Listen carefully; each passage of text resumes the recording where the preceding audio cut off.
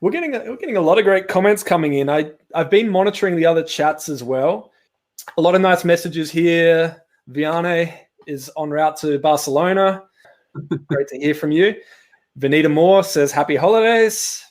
Ruth Pollack, a few comments here as well. Not a DJ, not a vocalist, not an engineer, not a producer. Got news for me. Oh, you're a songwriter. Okay. We talked about titles, we talked about lyrics, we talked about melody. Actually, all that is songwriting. And I think, that's where there's so many producers out there that are going, do you have any vocals around you can send me? And I mean, hello. That's the most important thing of your song.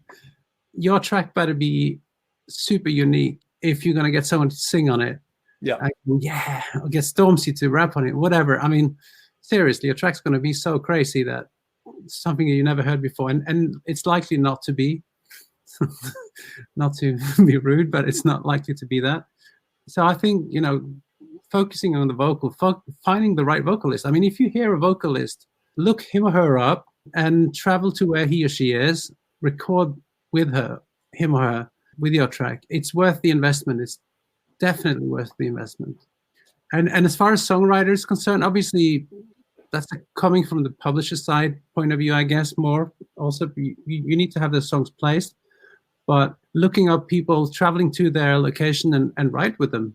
Set up a session yourself, bring in a vocalist you like that suits your style of writing, and look up a producer and do what you can to get in the same room. The internet's not going to save you there. It's going to save you in terms of finding those people, but not in terms of selling your track across. I think so. At least you need a really good singer at least to sell the song. Why travel to the singer? Yeah, I agree with you. I do that too as well. I pay for people to travel to my studio because I know that I work better here and more creative and more happy in my own environment, definitely.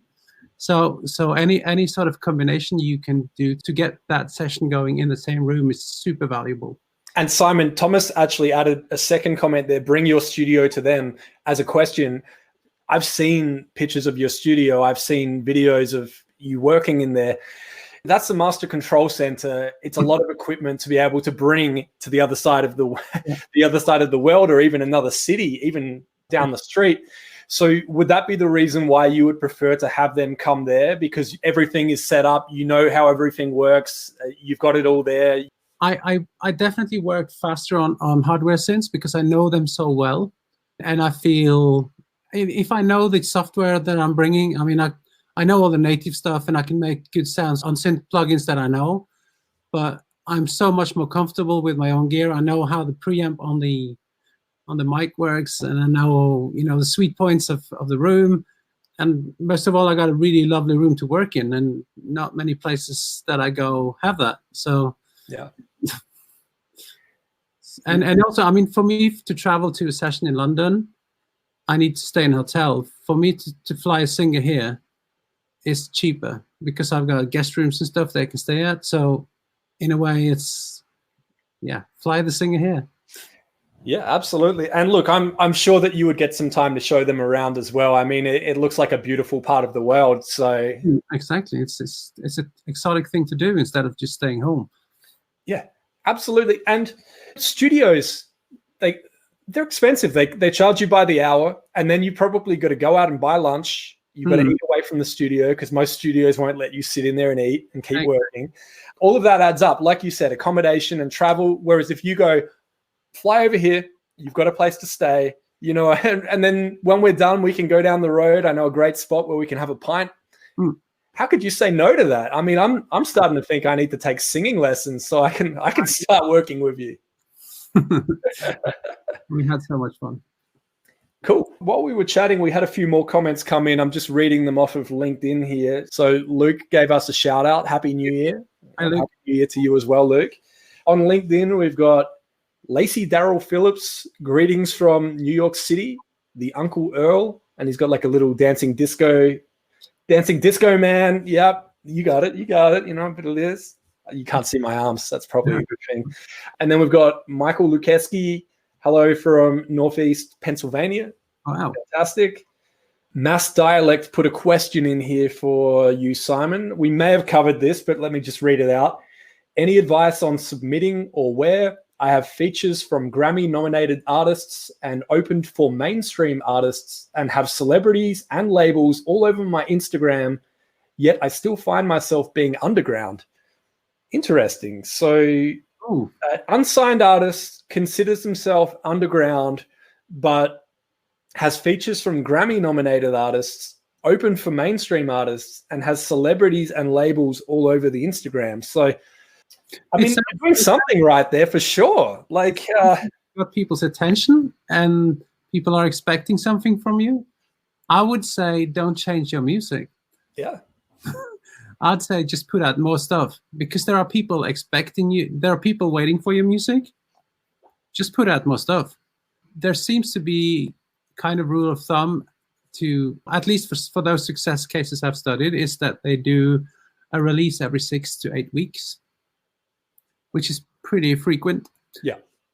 But if you get into that continuous flow of releasing music, people are going to expect, you're going to build a momentum of some sort. And obviously, because all these people are following you, they just haven't seen the right connection yet. They might not seen yet that you've got a consistency. They like what they've seen so far. They want to see more. And the more hype you can manage to create, the more the higher the advance will be when somebody signs you, which is a good thing, I guess. Yeah. The way I look at it right now, adding to what we said before, by the way, the name on LinkedIn was Mass Dialect for anyone that wants to take a look as well. But similar to what you said, if you're unique, people are noticing you. So exactly. It's never an overnight thing. And if it is, most people aren't ready for overnight success. And overnight success is 10 years in the making. Yeah. There's artists out there that sort of, one example, Lizzo, who blew up this year, and everyone goes, "Oh, overnight success." Truth hurts. Went viral on TikTok and this and that. Lizzo has been awesome on social media with sharing the story and saying, X amount of years ago, I was living in my car, paycheck to paycheck. I just had enough money to eat some days, and I never gave up on music. I was still creating music and putting it out. And eventually one song clicked, and I had all this other music that I'd been doing, and I got better with each release. And she stayed unique.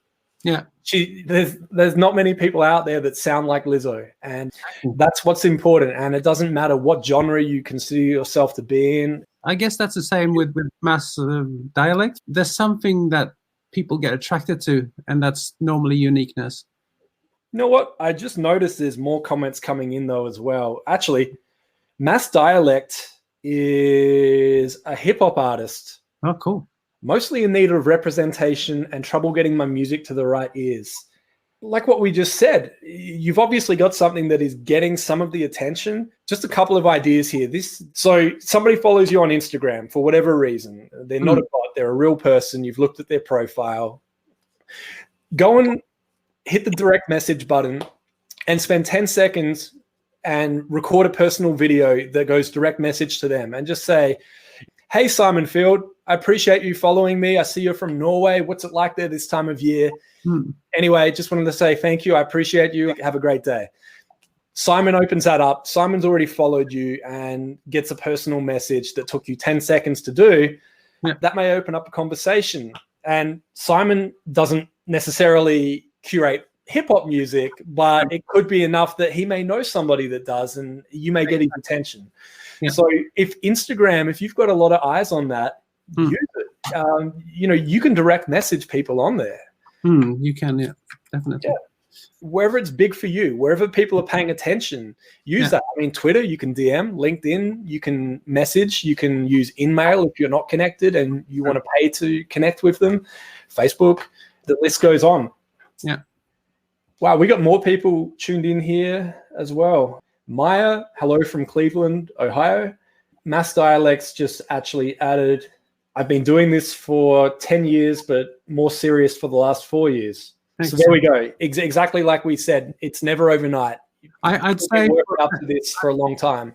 I'd say for that project, which is very typical for hip hop, is get as many collab as you can. Yeah. Get your name out as many places as you can. This collabs are easy entry level way to get onto a release. So that might be also one option for it. Yeah, absolutely. And you know what? What I wanted to mention about those collabs is main artist versus featured artist when you collab with somebody. Yeah. Well, what's your take on that? Let's say you came to my studio and collaborated with me on a track. Would you want to be a main artist or a featured artist? So there are two things in here. Firstly, I would agree on it before going there. Yes. Absolutely. It's a lot easier to negotiate a percentage of 0 than it is to negotiate a percentage of a track that's been made. Yeah. Also, it depending on what track we're going to do. If that would be a typical Simon Field track and it would help my profile and career, I would definitely have my name among the main artists. First or second doesn't really matter, but definitely not featuring, because I think features are normally a reserved space for singers. At least I'm a bit old school there, but if a singer is not part of the project normally or part of that musical style or whatever, it should be a feature. Otherwise, it's a collab maybe. I don't know. It's case by case. I agree with you. Okay, let's say you're a acoustic guitarist and you play on one of Simon's deep house tracks and you're tagged as a main artist. You may find that your fans also like, or your related artist section starts to change and it's very different from the rest of the music that you put out. So that may be a time where you don't want to be necessarily, yes, you get a boost in monthly listeners. Yes, it shows there's a new release on your profile. Yes, it will go into release radar for your followers if you submit it in Spotify for artists early enough. But you may confuse your followers if you are purely acoustic guitarist and you collaborated with a deep house producer. Yeah. If I did a track with you, Simon, and it was similar to your style and we were both main artists, I would see that as a win-win because of the fact that the track shows on both of our profiles to both of our audiences. We have extra opportunities at Release Radar. Not only that, but you're located in a different part of the world, so you could potentially get it in front of other ears for editorial versus what I could do here. So there's a number of reasons why a main artist is a good thing. But like you said, if you're from two very different genres and you've collaborated, you may want to consider just being a featured artist. So you're still credited on there, but it's not telling everyone, hey, this is a new track from this artist and confusing your followers. I see there's a question from Dhruva again. Maybe we should answer it because I can say something around that. So timing is everything. Well, it's definitely one factor, but it's a huge one. And one thing I really want to say is don't start sending your tracks to big curators on a Friday. That's the worst possible day, at least for me it is. It starts about 12:15 on a Thursday, and you get lots of people say, oh, I've got a new track out, listen to this and listen to this and listen to this. And guess where I'm at that point? The last thing I want to hear is people's new releases. I'm probably in the studio at that point or about to go to bed.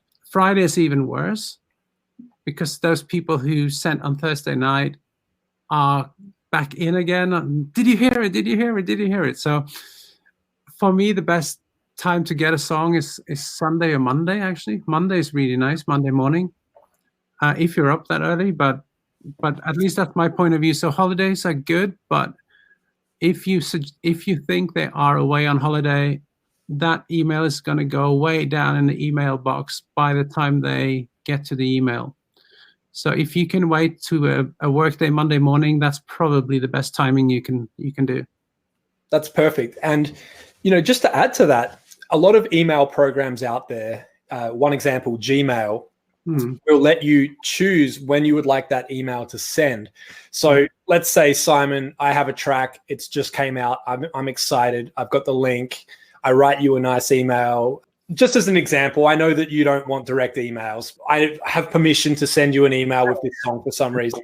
I could schedule it so that it sends on Monday morning. at the right time. And that's what I've done with curators who do like to get songs by email. I'll have a nicely composed email with exactly what they're looking for in there, and I'll schedule it to send at a time that I know works for them. So I know, like you said, Friday is a crazy time to, especially with somebody that you haven't necessarily spoken with before, unless they're waiting for a link to that track.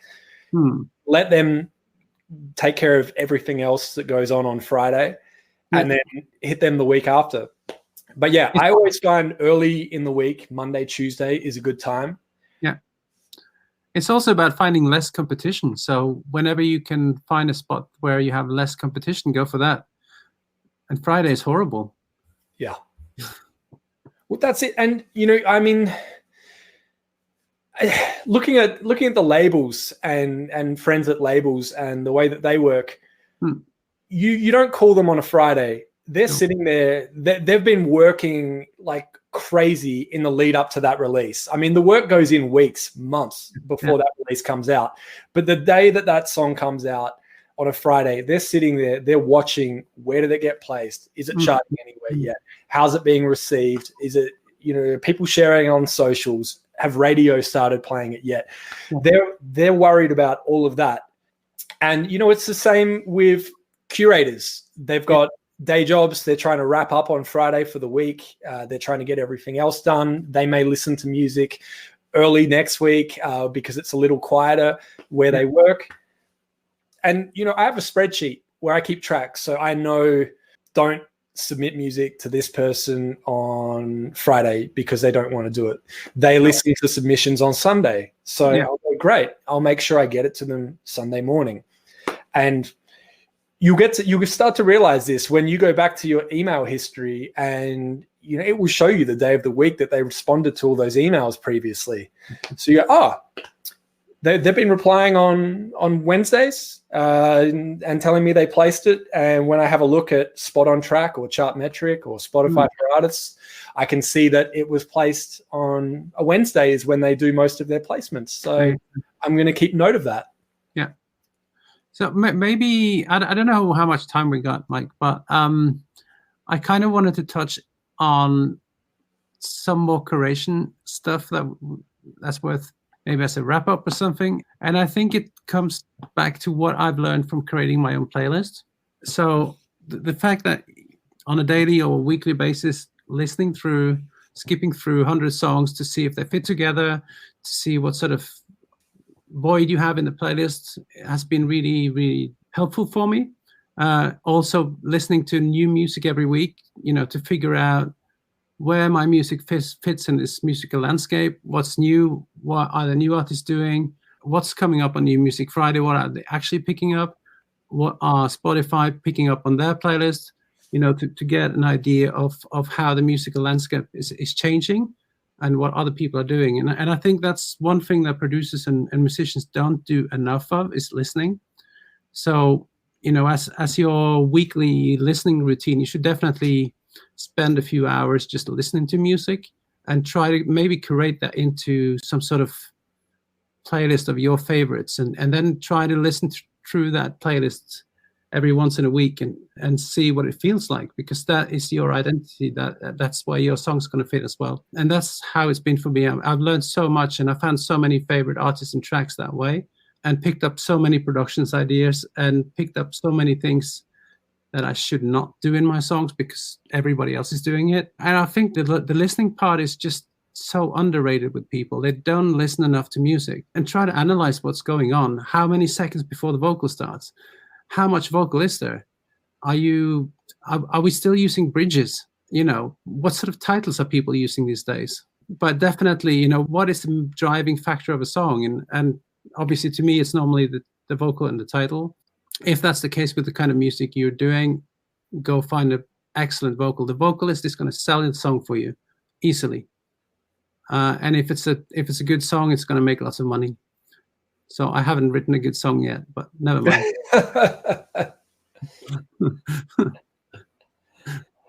I don't know if you're just trying to be humble or if you actually believe that. I'm getting better at it.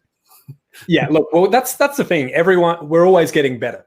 Yeah. And we always learn with each release, not just on the production side, but also how we promote that song, how we tell people about it, lead times, all of that stuff. You're always learning. So I'm really grateful that you've been so open today and shared so much about this. I mean, some of the things that you shared, like even the artwork and how important the song title is. I mean, I never imagined that if I went up to somebody with a 6-track EP, they would look at the song name and go, I want to listen to that one. They do subconsciously. Yeah. It's so true, though, because the first time that you get a song, you get a link with a name attached to it and maybe the artwork, depending on how you receive it. And that's all you have to go off before you actually press play. So that's your first impression before people even listen to the song is the title and the artwork. Yeah. Which is mind-blowing because... And the artist name, mind you. Yeah. It's funny because I always used to say, oh, let the music speak for itself. And then I realized that it does. No, and the way it is now, I mean, we're sharing music on social media. People are going on Instagram and posting just the artwork. I mean, people are even announcing song titles and track lists for an album as a series of posts on Instagram. Yeah. So you really do need to be paying attention to that and make sure it looks good and make sure that people would like to take a listen.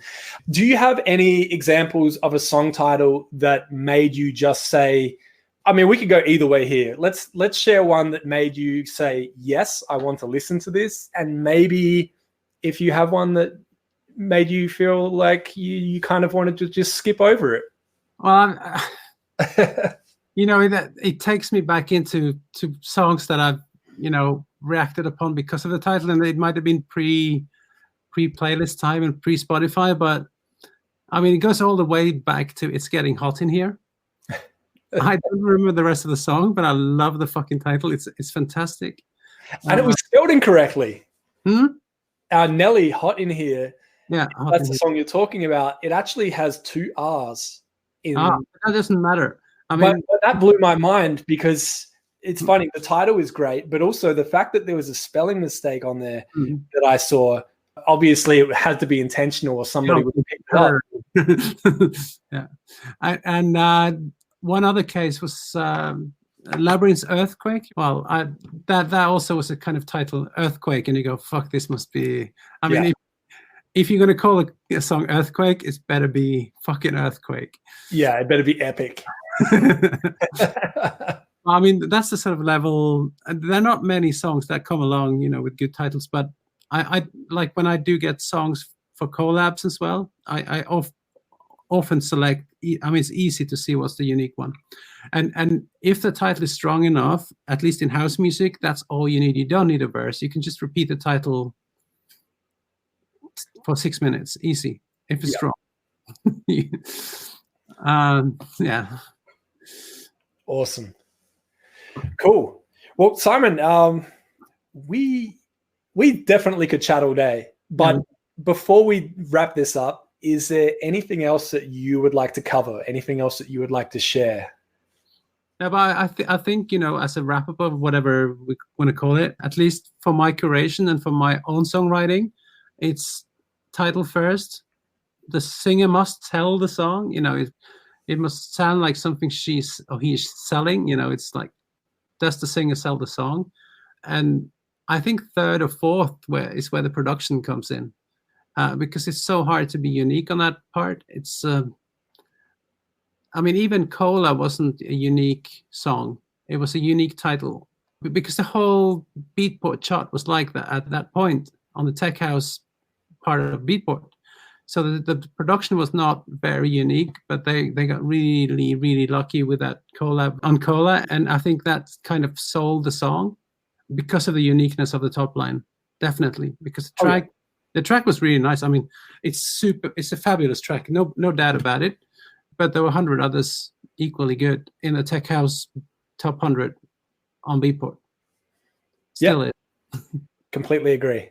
Yeah, in that order. Title, vocal, production. Title, vocal, production. Fantastic. Where can people follow you? Where can people find your music? Obviously, Simon Field, it's spelt exactly as it sounds. But where else can people find you, Simon? I'm active on Instagram. I am active on Twitter, but I think Instagram will be the most active channel where I am, and I hope most people are there. You can chat to me on Twitter. I love to reply to questions on Twitter. Feel free. I'm on Facebook, but I've been struggling trying to get engagement on Facebook, so I'm not too active there. It's been more like a homepage at the moment, and where I run my ads from, which is also something you have to do when you run playlists and an artist. You have to run ads all the time. Oh, yes. So I'd say Instagram, and do feel free to listen to the playlist and give me any feedback you like. Obviously, positive is nice to have. Pitches, you can go through the form. There's a link on my Facebook page, on the About page on Facebook, where you can go and click and submit music. I listen to everything. Even yours, Mike. That almost sounded like an insult, Simon. You know, I know that you listen because I see, this sounds very stalkerish, but in Spotify, you can see your friends' feed and you can see when they're listening to music. And I see how active you are and how frequently you are listening. And it's really nice to see that and to know that you're cycling through all those songs. But most importantly, I know that if I follow your playlists, as I do, that only the best of the best as far as what fits within that playlist will make it in. I mean, I've sent you music that you haven't added, and that just shows how strong you are as a curator and how much more I appreciate that than you just saying, oh, Mike's a mate, I feel like I need to add him. You know, I respect you so much more because of the fact that you only place music that will fit, regardless of if, you know, the next big artist sends it to you or your friend who lives down the street. Only music that fits within that curation will be added. And that's how it really needs to be with all curators. And when you're submitting to a curator, keep that in mind, that if your song doesn't fit, the next one might, but respect the curation, respect the process, and know that by them saying no to you, that makes them a stronger curator. So if you do get your song added in future, you're going to value that placement so much more because you know that it's a good fit and people enjoy that and they listen. And that was my TED Talk. Simon, thank you so much for your time. I truly appreciate it. If we don't get the opportunity to connect again before, Happy New Year. And yes, I will speak in the new year for sure. Definitely. Definitely. And thank you, Simon. Thanks for all the guys tuning in. Thanks for all the questions as well. It's been great. Awesome. Thank you. Cheers, Bye, guys. everyone. Bye.